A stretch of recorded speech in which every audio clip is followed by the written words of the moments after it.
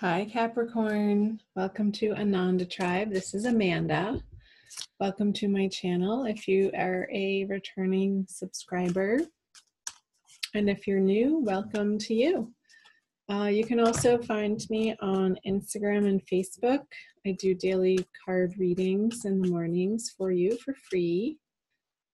Feeling like this just needs some attention. I'm going to flip that over. What else? Wanted to mess with my setup for some reason.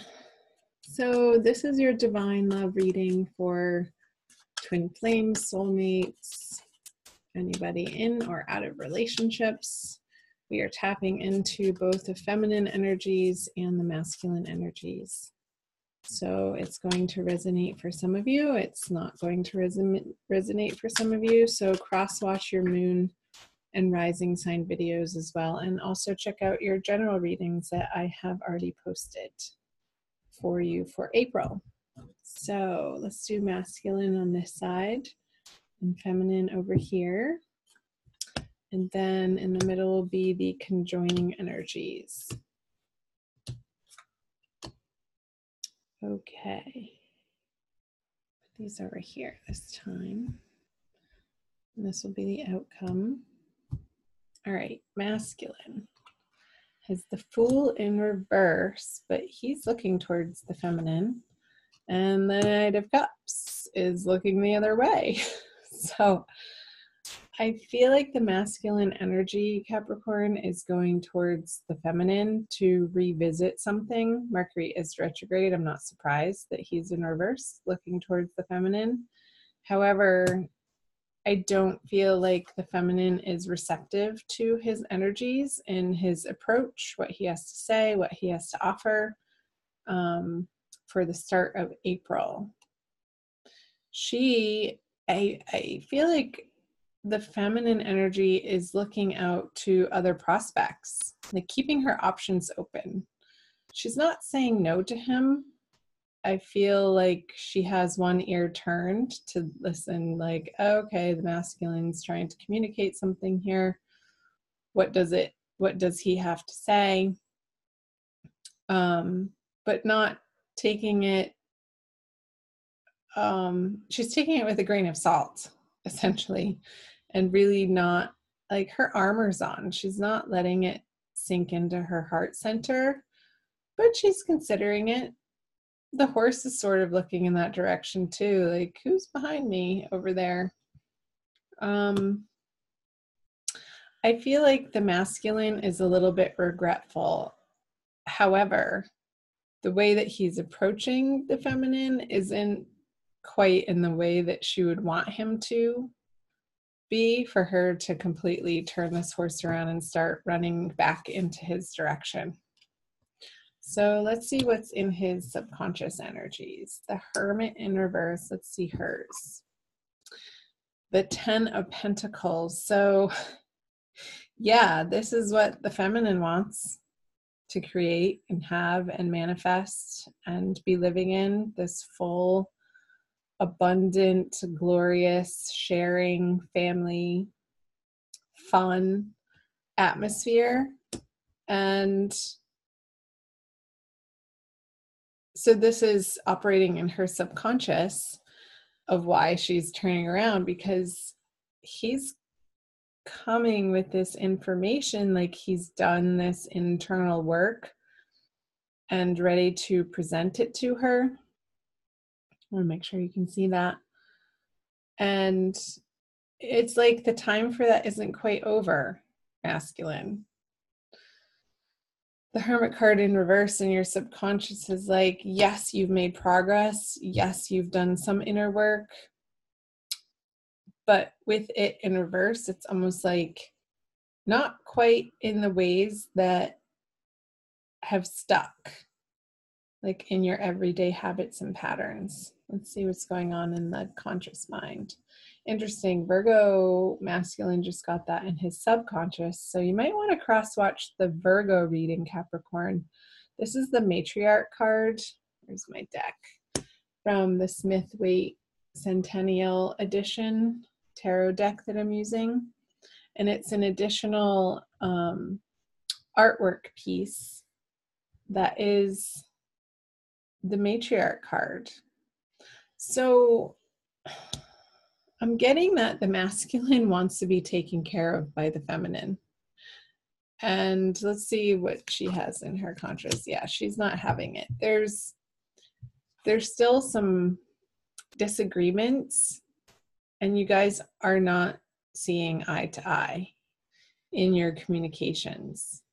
It's like he's coming at her from this old paradigm of wanting the feminine to fulfill this role for him.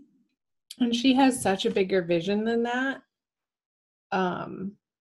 That's beyond this motherly figure. This is part of it. This energy is definitely part of what she wants to create with her masculine, but it's not the end all be all. And I feel like that's what he's coming back around to the feminine for, is some nurturing and some mothering that maybe he didn't get in his formative years. So there's a little bit of an unhealthy reliance looking towards the feminine to fulfill that for him. Let's see. I'm going to move on. What he's bringing is the 8 of Pentacles. Yeah, it's like it's not been his joy to work on this for him with the 8 of Pentacles in reverse. With it upright, this guy is having a good old time. Like there's music playing in the background. He can work at his own pace. The sun is shining. It's not raining on him. The wind isn't blowing. It's a calm, steady, labored effect. But with it in reverse, what he's bringing to the feminine is, it's like this resistance to doing his inner work is what's blocking him from getting through this card. Like his old ideas still need to be transformed at a very basic transcendental level. Let's see the energies of, she's wanting it to be different with the masculine. I feel like she is starting to claim and own her sensuality and being in her body and wanting to share that sexual energy with the masculine. Let's flip over this. But again, it's like these miscommunications with the 8 of Wands in reverse that results in this as an experience for the feminine just in April, not forever. It's like she's not able to get her point across to the masculine. It's like they're speaking 2 different languages. He wants this mothering energy to help him feel nurtured and supported and safe. And she wants something sort of totally different. She wants her masculine to come at her with this passion and meet her on this level of playfulness and fun and adventure. And I feel like their wires are crossing in this manner. It's like I'm feeling this mismatch of energy, which again, this 5 of Wands, it's not a major annoyance though. I mean, she's still holding her cup here, feminine. So she's really not, I mean, there's a little bit of an effort on her part, but once she sees that it's met with this resistance from the masculine, she's not, I don't feel like she's pushing forward. It's almost like it's this push-pull energy. Like parts of her wants to have it out with the masculine in this passionate encounter. And it's like this, I'm getting the sense that these arguments and these miscommunications and these frustrations to do with the masculine on the feminine side are like traditionally or in the past would have led to a sexual encounter, like that friction of being a little bit mad at each other, and then you kiss and make up and have great makeup sex, that type of thing. But that's not happening in April. It's just the energy isn't set up for it. So that's fine. Go explore your other options, feminine. Do what makes you feel happy in April. Surround yourself with high vibe, positive people who encourage you to not squash this dream that you have, this vision, this idealism that you're shooting for the stars, and that's okay. Like, hope in your heart, in the present. I was reading about hope actually this morning, and I was wondering if it was an emotion or not.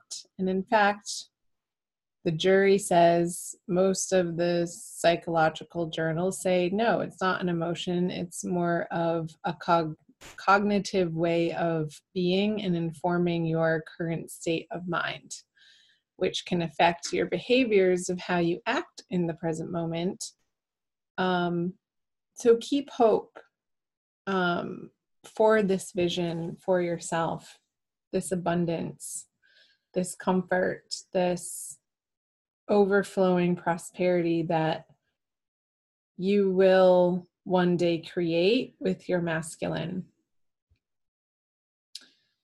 So, because that's going to only elevate you in your experience of what you're capable of right now. And that's the most important, of your experience right now and what you're holding in your heart, how you regard yourself from moment to moment, the internal conversations that you have with yourself. And just let the masculine over here cycle back through to, and I feel he is going to, towards the end of the month, go on this inward journey again. All in due time. You can't force him to. Period. Let's pull an additional card for you. Oh, I don't know. I think this one. The Rumi Oracle by Alana Fairchild. It's a little glary. For an additional message for my dear Capricorns, thank you for watching. Like and share and comment below. Again, find me on Instagram and Facebook. Follow me over there. Join the Ananda tribe. Ooh la la. From nothing to everything. Number 16. I will read you the poem. Let's see how much time we have. But we're good. Okay. Oh, my friend, if you're longing to be written on, become a blank page. Rumi. Have you been shedding your skins, your layers, your certainties? Gone are fixed identities and definite opinions. Keep casting those shackles aside, even if you fear you're releasing too much, and then perhaps you shall cease to exist.